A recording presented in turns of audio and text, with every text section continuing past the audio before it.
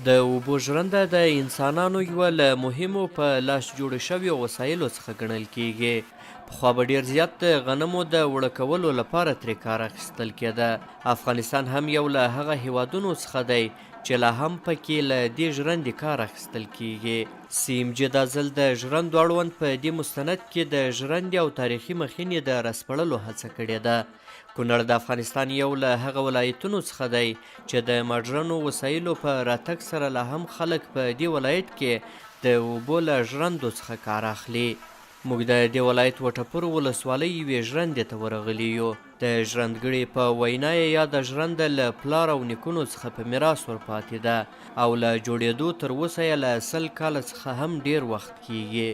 او دا ژرنده چې دا موږ ته تقریبا چې د نیکونو د وختو د 100 کالو یا 900 کالو نه ډېر وخت کېږي چې دا ژرنده زموږ د نیکه سره و.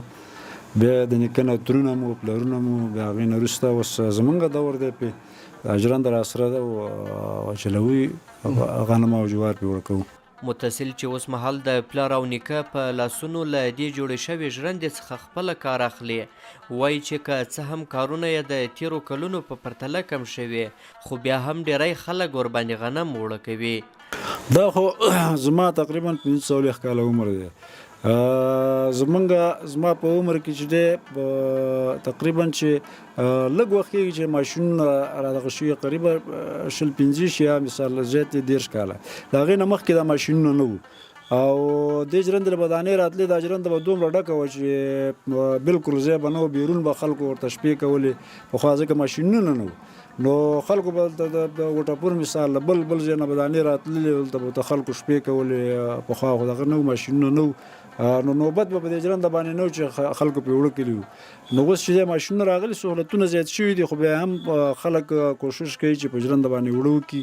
دی زیاتوي چې په ژرنده اوړه شویو غنمو ډوډۍ ډیره خوږه او خوندوره وي نو ځکه خو لا هم خلک د اوبو په ژرنده اوړه شوي غنم خوښوي.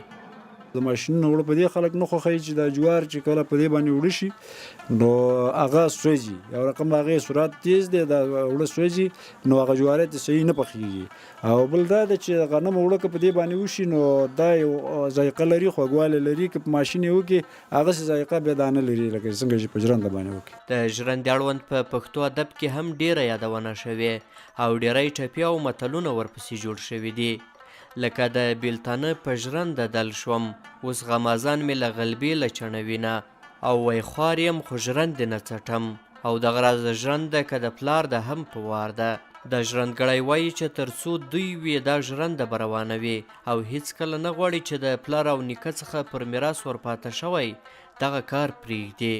اساسي جوړه کو او آینده نسل دپاره هم دا یو کلتوري دغه دی چې آینده پاتې شي که نه او ورانه نه شي. دا ژمنه خو زما دا ده چې دا خو زما نیکه که میراث شوی او که کلتور ورته وی نو دا چې دا موږ د منځه نه وړو نه یې ورکوو. دا زموږ پخوانی کلتور دی او دا ژرنده چې موږ یو انشاءالله دغه ژرنده به وي ګر چې ماشینونه به هم راغلي خو زموږ دپاره دا ښه ده او دغه موږ نه ورکوو.